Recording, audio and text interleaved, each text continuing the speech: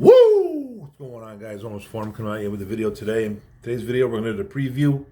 Week 17, Detroit Lions playing the San Francisco 49ers. 49ers at 6-9, fourth place in the NFC West. Lions at 13-2, trying to get that 14th win. This is kind of a revenge game, if you want to say that. Maybe Lions going all in this game. Campbell is not sitting anyone in this football game. And I know there's going to be people in this chat that are probably going to say, why are we even playing people in this football game? There's a couple scenarios why. Winning is hard in the NFL, for one. Let's just get that right off the bat. It's not an easy thing to do. Now, the thing is, say the Lions were to sit everybody tonight, lose this football game, and then tie next week. Now, tying doesn't happen too much in the NFL. I think the graphic, it says that it's like 7 to 8% chance of it even happening, of a tie happening in the NFL. But it could happen. It's something that's happened quite a bit in the NFL. And say the Lions were to do that. They were to sit everybody tonight, not worry about, about tonight's game, because Week 18's game is much more important. When Week 18's game is super important, very important. Biggest game of the year, actually, for the Minnesota Vikings and for the Detroit Lions, both trying to get the NFC North and the 1 seed. But if they were to sit everybody tonight and they were to lose the football game and tie next week with everybody up there, everybody back, Goff, everybody, Gibbs, Za'Darius, Branch, Kirby, all the above, Monra, and they were to tie, they were to lose that 1 seed, lose the North, and drop, to the 5 seed. Now, if they were to win tonight, play everybody, and tie next week, same scenario, but instead win tonight, and tie next week, they win the North, they win the 1 seed, because they have the tiebreakers over the Minnesota Vikings, and I believe the Philadelphia Eagles, whatever, or the Eagles are even involved. So I think they locked up that 2 seed. But you know what I'm trying to say. So to anybody that thinks that they should sit anybody, learn football. It's not the way it's going to happen. Campbell's not going to do that unless they're blowing everybody out, and he probably won't sit guys until the fourth quarter anyways. So we're not saving anything for anybody. No players are getting saved for Week 18. It's win now. Win right now. And then it avoids some scenarios next week. You can tie and still advance, get the 1 seed and the NFC North. So we're not sitting nobody. We're going to try to win tonight, and we're going to win tomorrow. Next week. That's it. That's it. End of story. If you need that explained to you, I don't know, man. Print up a T-shirt, put it on some, get your best crayons out there, write it, and read it to yourself over and over again. Because I know there's people that are going to come at me for this. No one's sitting. He's not sitting anybody. So that's it. Get that out of the way. Now to the injuries, okay? We go Lions first. They're the road team. Running back David Montgomery, obviously not on IR. Knee injury, did not practice. He is out. Wide receiver Khalif Raymond, I believe, is on a 21-day window. Foot injury. Full practice. He is out, though. Out, sorry. Linebacker Jalen Reeves-Maybin with a neck injury. Full practice. He was questionable. Just read that he got active for tonight's football game, so he is a go. Good to have Maybin back. Cornerback rookie Terrion Arnold, who had an illness, full practice, no injury designation. He's good to go. Offensive guard Graham Glasgow, knee, full practice, no injury designation, good to go. Okay, 49ers is lengthy. Guard Aaron Britton Banks, we'll talk about these guys later. Knee, did not practice, he is out. Defensive end Robert Beal Jr., ankle, did not practice, he's out as well. Guard Spencer Buford, calf, did not practice, out. Linebacker Dre Greenlaw, calf, did not practice, out. Cornerback Chevarius Ward, personal, did not practice, he is out as well. That kind of came a little bit later on last night, I think. Safety Jair Brown, ankle, did not practice, he's questionable, probably test that out. Offensive tackle Colt McKivitz, knee, did not practice, questionable. Linebacker Tatum Bethune, or whatever, however you say his last name, knee, full practice, he is questionable. Defensive end Leonard Floyd, shoulder, full practice, no injury designation. He's going. Running back Isaac Guerrero, foot and a hamstring injury, full practice. He's good to go. Defensive end Nick Bosa with a hip and oblique, full practice, no injury designation. He's good to go. Defensive tackle Jordan Elliott, knee, full practice, no injury designation, good to go. Safety Talanoa Hufanga, wrist, full practice, no injury designation. Looks like he's going. Linebacker D Winters, chest, full practice, no injury designation. Fullback Kyle Juszczyk, illness, full practice, no injury designation. Those guys are going. So they got some injuries, and their old line is really banged up. Kind of feels like it's our defensive line, comparable. You know what I mean? Just with the injury wise, but they got guys and guys on top of guys too, just like us. Let's go to the rosters. You guys know the rosters. I don't know why I even do this sometimes. Lions offense: quarterback Jared Goff, Hendon Hooker, running back Jameer Gibbs. Teddy Bridgewater back in town too. I didn't make a video about it. I have been sick. I should have said this earlier. I have been sick. I didn't even get to do the preview for the Bears game or the aftermath. I've just started feeling a little bit better the last 3-4 days ago.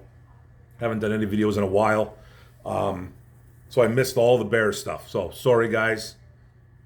Nature called, and man, it was bad. It was a shitstorm up in here, bro. It was a shitstorm up in here. Literally.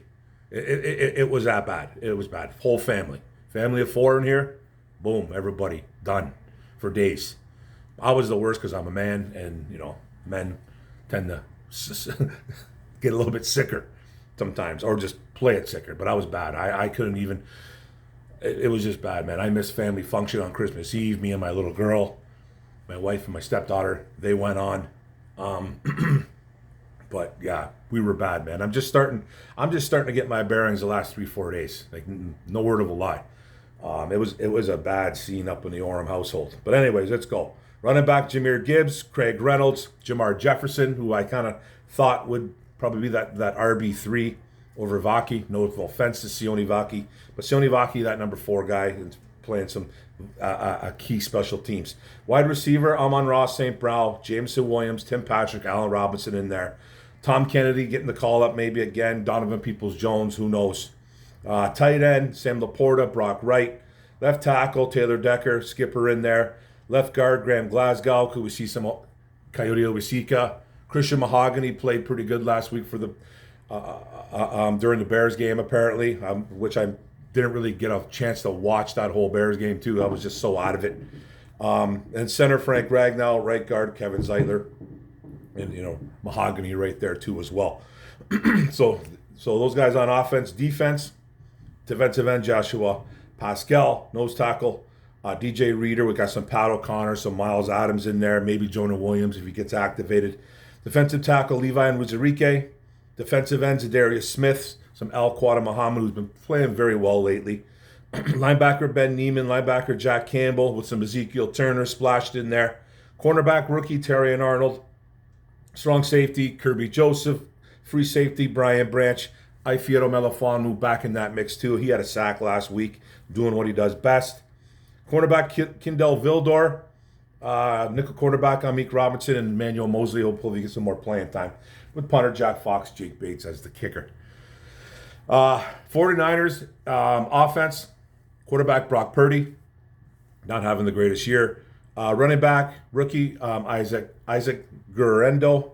Patrick Taylor Jr., Israel Abanaconda, who I like that kid back in, was it last year or the year before, that Israel kid. I don't know if they just signed him.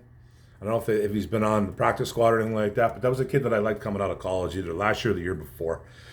But Isaac is their guy. Fullback, Kyle Juszczyk, one of probably the best fullback in the NFL today. It's a dying breed, but he's a little bit different breed. Wide receiver, Juwan Jennings. Deebo Samuel had a nice week last week. Rookie Purcell and Chris Conley kind of rounding it off there. Tight end, George Kittle, one of the best.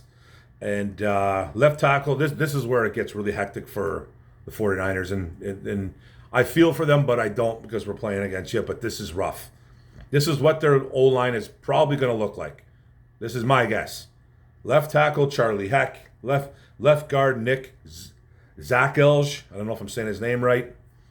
Center Jake Brendel.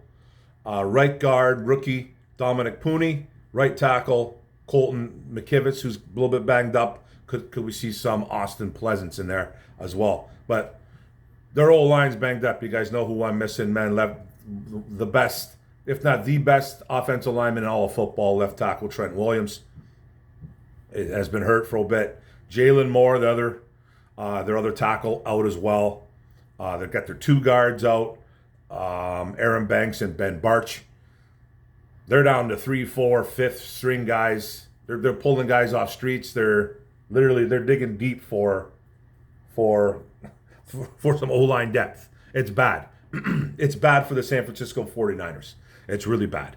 I'm not going to sit there and deny it, man. It's I wish our defensive line was fully healthy for this. I wish we had Hutch. I wish we had Davenport. I wish we had Ali McNeil. We don't got any of those guys, man. We don't got any of those guys. We got Pascal, Levan Uzurike, Zadarius. Zadarius should have a day. He should feast. Zadarius should feast. Pascal should do some things. Levi. We should do some things, man. Aaron Glenn's going to have to scheme up some stuff against that O-line because that O-line's going to look and be confused. They should anyways. But the other 49ers, I'll never sleep on that team because they are a good football team and they're a great organization that knows how to win. It's having a rough year with injuries especially. And the defense, let's go to that defense. It was still a good defense, by the way. Defensive end, Nick Bosa. Not the same Nick Bosa of old, but, man, he still can get to the quarterback. They got Yatir Gross-Matos over there. Defensive tackle, Malik Collins. Defensive tackle, Jordan Elliott. Defensive end, Leonard Floyd, who can still get the quarterback a little bit, too. Linebacker, D. Winters, playing for Greenlaw. You're going to see linebacker Fred Warner, who's probably the best linebacker in the NFL, one of my favorite players to watch. Cornerback Isaac Yiadom, with Ward Ward out, Jadarius Ward at corner. Strong safety Talanoa Hufanga, one of the better safeties in the NFL. Free safety rookie Malik Mustafa, Jair Brown in there. Cornerbacks rookie Renardo Green and Rock Yassin too, kind of helping out there too. And then in the corner, Diamador Lenoir, who I like a lot too. And then you got the kicker Jake Moody over there. Now let's go to the rankings. We'll do the offensive first. We'll do both squads. With the Lions first, 408.6 yards per game, puts them at number 2 in the NFL. Rushing per game, 143.9, puts us at 7th in the NFL. Per rush, 4.6, tied for 7th. We passed for 264.7 points yards a game. That puts us at number 2. Our QBR ranking is 113.2. Puts us at number 2 in the NFL. Goff having a great year. We've only given up 29 sacks. That puts us at 29th. Tied for 5th. 29 sacks, tied for 5th. Third down percentages, that's turning third downs into first downs. The 46.7%, that puts us at number 4 in the NFL. That's excellent. Possession, we're possessing the ball at 31 minutes, 57 seconds. Number 5 in the NFL. And we're scoring 32.9 points a game. That puts us at number 1 in all of the NFL. So still a juggernaut of an offense, even with Montgomery down. Losing Montgomery obviously does hurt, but Gibbs is doing just fine right now. It's only been one game. This will be the second game. And we still got everybody else rolling deep. Now let's go to the 49ers. 365.7 yards a game total. That's 10th in the NFL. They're rushing for 130 yards a game. That's 11th in the NFL. Per rush, 4.7. Same with us, tied for, it's a little bit better than the Lions. Sorry, they're tied for 6th. Passing for 235.7, 8th in the NFL, still top 10. QBR at 92.1, 15th in the NFL. They're giving up 32 sacks, that's 8th in the NFL overall. 42% third downs at the first, that's number 9, so they're still getting that first downs when they need them. Possession, 30 minutes and 45 seconds, that puts them at 14th. And they're scoring 22.1 points a game, that puts them at 15th overall in the NFL. So, they still got the weapons over there, guys. Still got Purdy, still got Kittle, Jennings, Debo. This is the O-line is in shambles, and their running game situation is obviously beat up. No CMC. Jordan Mason's hurt too as well. They got the rookie in there, but he's had some big games though. So I guess whoever they put in there, man, succeeds. But they got problems over there on the O-line. Now defensively, Lions. Total yards, 338.9 yards. That puts us at 16th. We're giving up 98.5 yards on the ground. That puts us at 4th. Per rush against, 4.4 yards against, tied for 7th. We're giving up 240.4 yards passing through the air. That's 28th. That's a problem. The QBR, though, is 81.8 against. That's number 1 in the NFL. So all those yards, and we're still having a lot of success against quarterbacks. We only have 33 sacks. That's 29th in the NFL. Not good.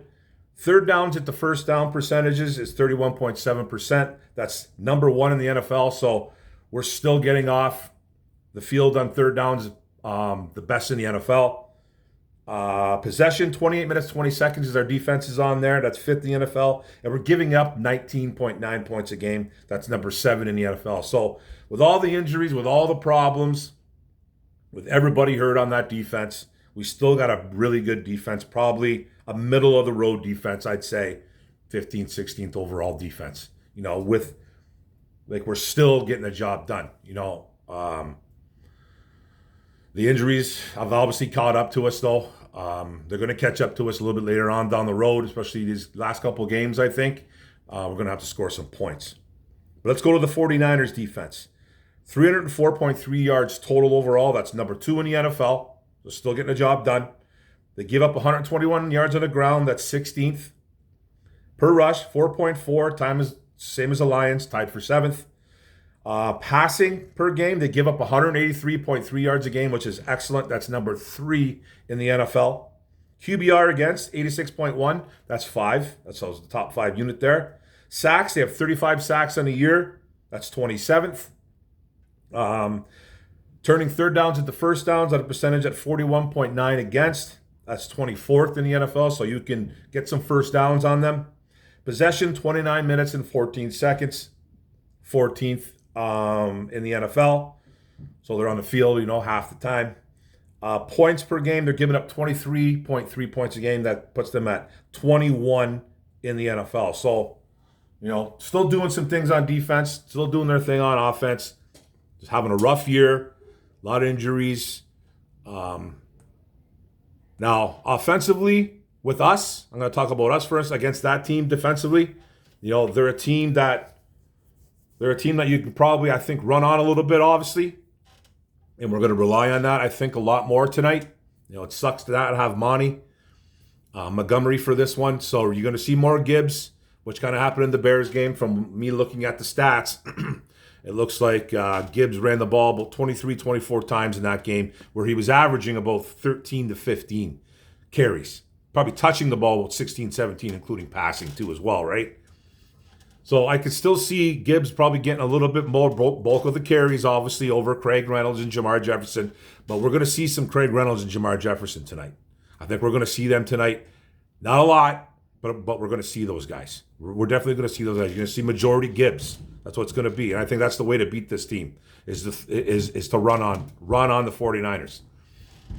I would put our offensive aerial attack against any team, any defense in the NFL, and San Francisco is no different. It's a well-respected defense through the air. They still do a lot of good things through the air.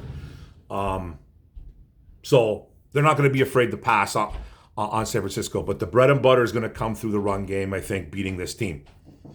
Now, defensively, for us, we're beat up. Their O-line is beat up. They still got weapons, though. They still got Purdy. They still got a decent running game. You got Jawan Jennings, Deebo Samuels, who had a nice game last week. Kind of a throwback game, if you will. He was rushing the ball as well, too, a couple times. Making catches, breaking tackles, doing what Deebo does. Jawan Jennings is a really good move to change type of wide receiver as well. Ricky Purcell can make some plays. Kittle is Kittle. He's an absolute dog. Kittle. If you know about George, man, he's one of my favorite players in the NFL. If I was to ever buy a San Francisco 49er jersey, it would be a George Kittle jersey, 100%. So Chris Wakeham, Christmas next year, buddy. Christmas next year. No, but my buddy Wakeham is a San Francisco diehard, and he loves the Lions too as well. But he's a diehard Frisco fan. But like I said, that's a team that's got a really beat up O-line. Now Aaron Glenn's going to have to come up with some schemes, some blitzes, We blitz a lot. We do blitz a lot, especially ever since Hutch has been out, Davenport's out. Now you're losing McNeil. We're losing all our pass rushers. We're blitzing more. That's what we do. That's what we kind of have to do. You're kind of almost forced to do that. San Francisco struggles against the blitz. They do. If you go look at their numbers, they struggle a little bit against the blitz. That being said, their O-line is in shambles. They got guys in there that have no business playing. Same with Detroit Lions defensive line.